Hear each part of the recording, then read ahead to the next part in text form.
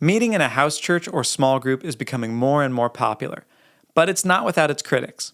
So today I'd like to answer the question, what are the 3 most common critiques against the house church, and do they have any merit? Let's talk about it.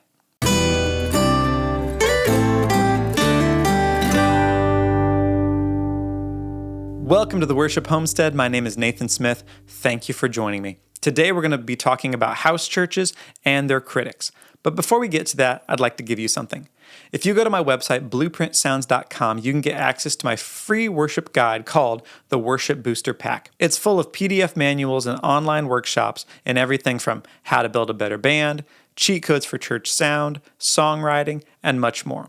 All of that is available for free on my website, or you can click on the link nearby, blueprintsounds.com/worship booster pack. All right, let's talk about the critiques against the house church. So I should probably define what I mean by a house church. Here's what it looks like with my family.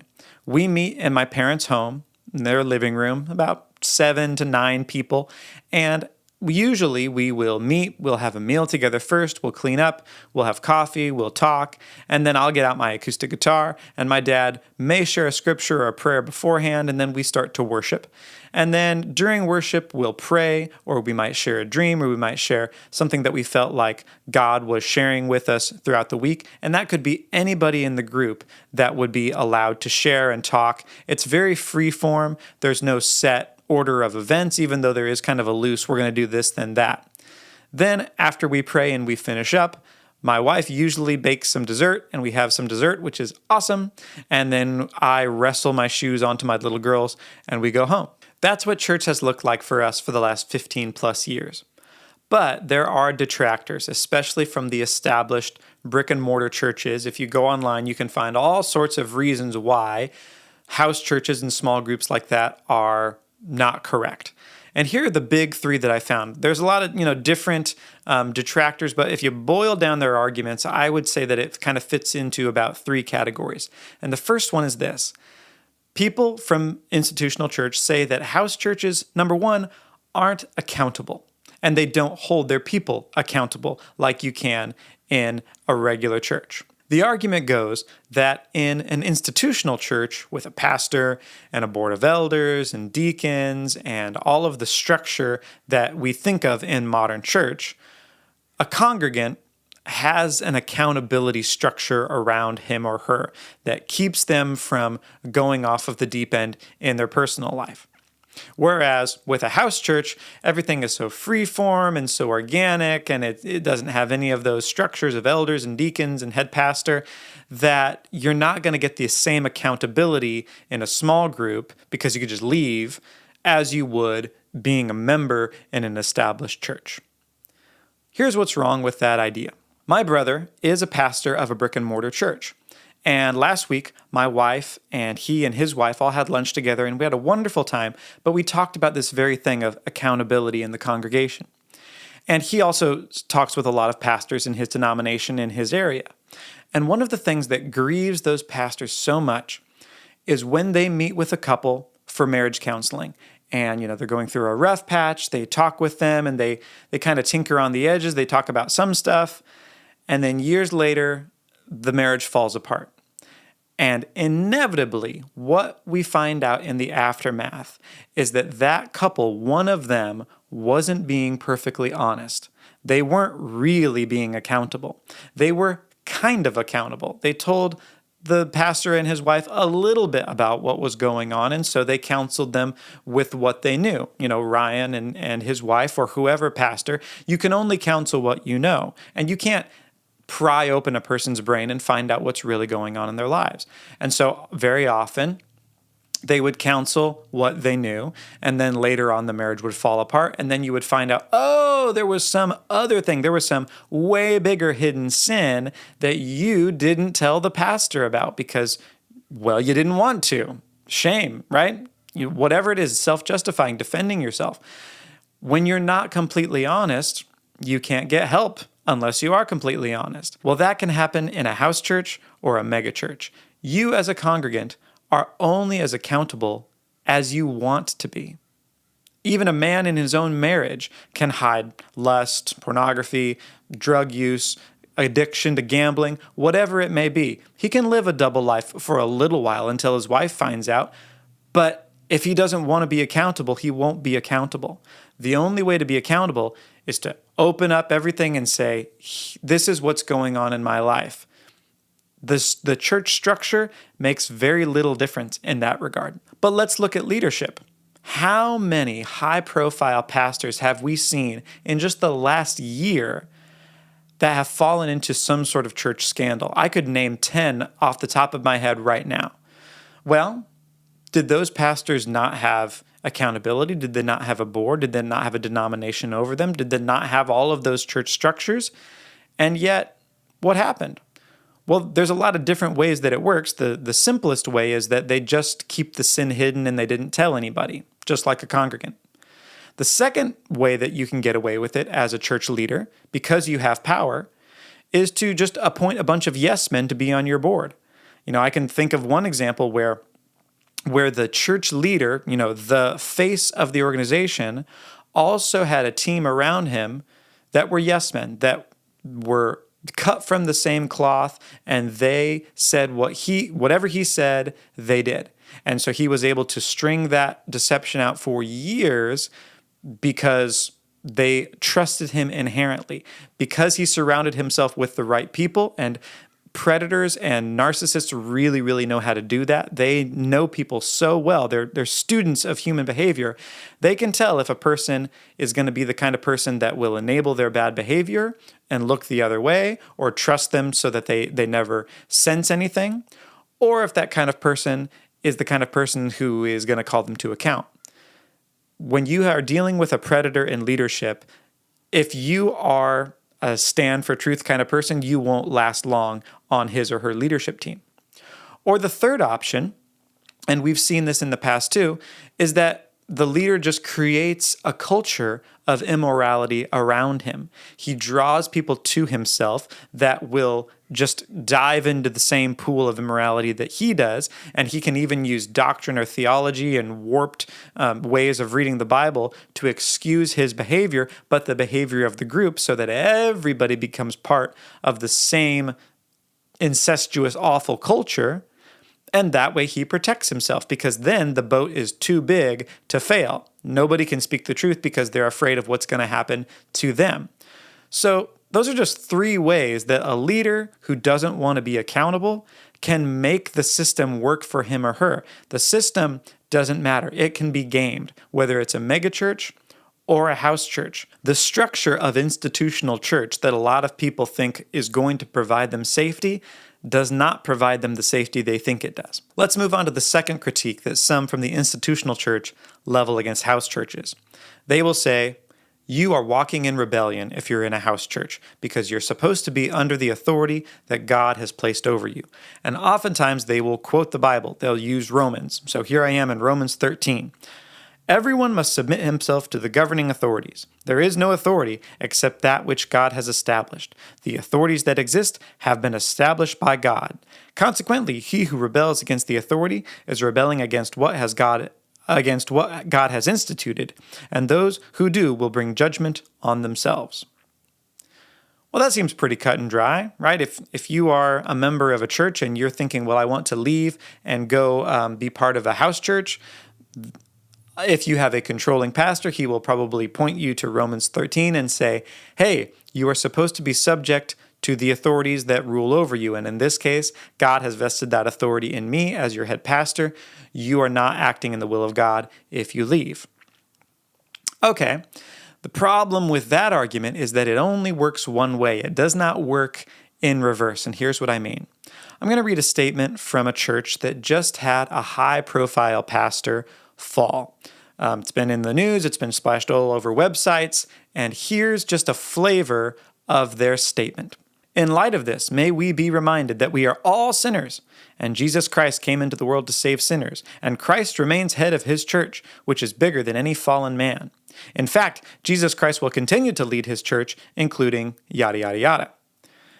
The Lord was building, yada, yada, yada church, well before so-and-so became our lead preacher, and he will continue to build his church long after so-and-so, or any other man for that matter. There's nothing like a good old-fashioned church scandal to get the board to remove their hands from responsibility. Whereas a week ago, if you had left the church to become part of a house church, you would have been walking in rebellion because you need to be underneath the authority that God has placed on the earth, aka the head pastor. Now that the head pastor has fallen, whoa, okay, God's church, it's not any one man, it's God's church that we're talking about. Well, you can't have it both ways. In the first situation, apparently God has vested his authority into the head pastor, and then he controls the church and his congregants. But then in another situation, the authority goes straight to God and there's no intermediary. There's no people in between. It's just the Lord and his church, and it's bigger than any one man. It's a little bit inconsistent. Has God delegated responsibility for leadership, or has he not delegated responsibility for leadership? I guess it depends on if the church is in crisis or not. Or let's take a historical example. When Martin Luther nailed his 95 Theses to the door of the church and said, "This is what's wrong with the Catholic Church," he was condemned as a heretic. They said he's rebellious and he's divisive. And history has looked back on that and said that Reformation needed to happen. Indulgences, the whole idea of buying a piece of paper from the Catholic Church to get your friends or family out of purgatory, I don't think that's in the Bible. What Martin Luther knew is that the Pope is not the head of the church. Christ is the one head of the church.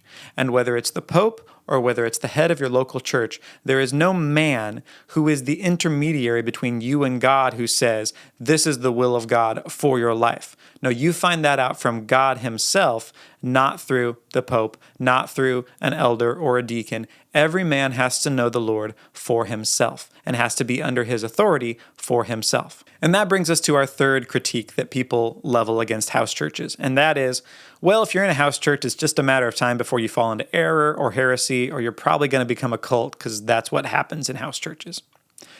So here's the problem with that. The churches and denominations that usually say, hey, if you are in a house church, you are going to fall into error, already believe that about every other denomination that disagrees with them. They see heretics around every corner. Just go onto YouTube and you can find all sorts of people who will tell you that because you don't agree with their soteriology or your eschatology or their whateverology, that you must be living in error. So in that regard, house churches aren't that special. If those people think that the church on First and Main is walking in heresy or error because of their theology, well, I wouldn't take it too personally. The flip side of that, however, is that there are people who have legitimately fallen into error and heresy. And that's not a house church thing either. That's an anybody thing. There are pastors of large multi-site churches who have large networks who have completely abandoned biblical teaching when it comes to homosexuality or transgenderism. There are complete denominations that have broken apart because one part of that denomination has completely abandoned what the Bible says about those issues. Well, again, that didn't take a house church to do that. You can walk into heresy as a whole denomination anytime you want. There's nothing special about the house church movement in that regard. The point I'm getting at is that too often people put their faith in structures to keep them safe when they should be putting their trust in Jesus. And here's what I mean. I want to read a couple verses about Jesus being the good shepherd. First, we're going to go to John. Here's what Jesus says about himself. I tell you the truth. The man who does not enter the sheep pen by the gate, but climbs in by some other way, is a thief and a robber.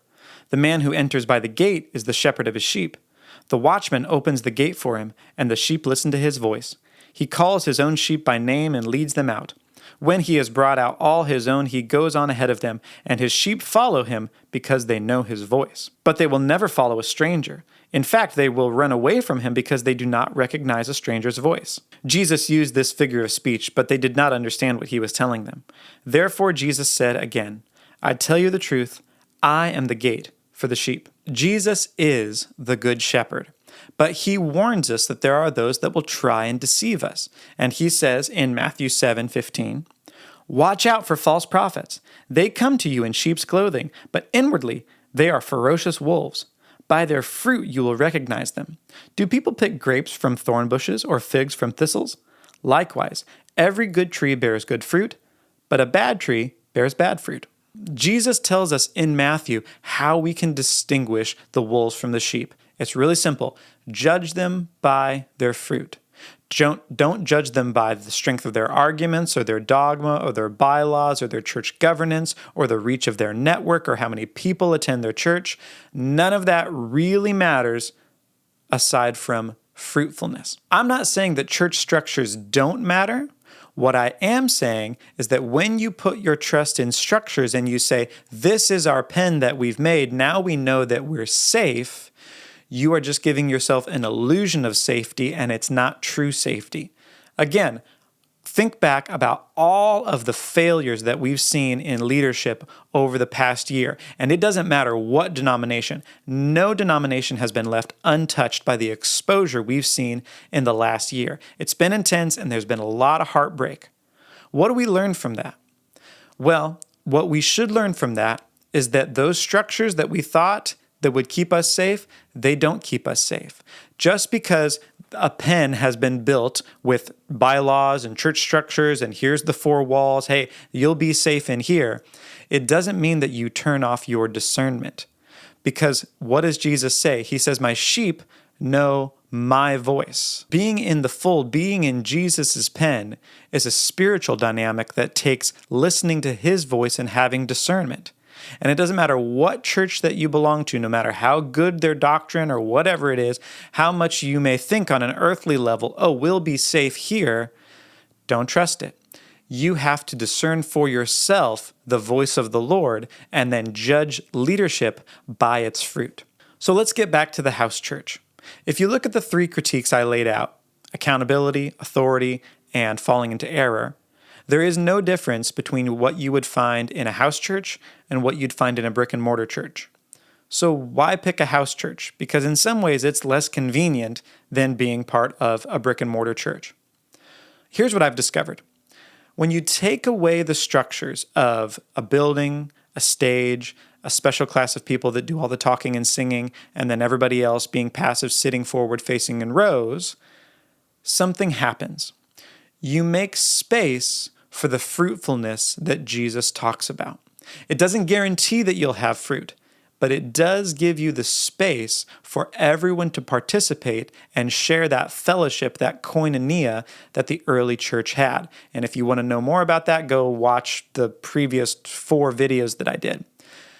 But the point is that when that space is available, people can grow. Then they help grow one another under the lordship of Jesus.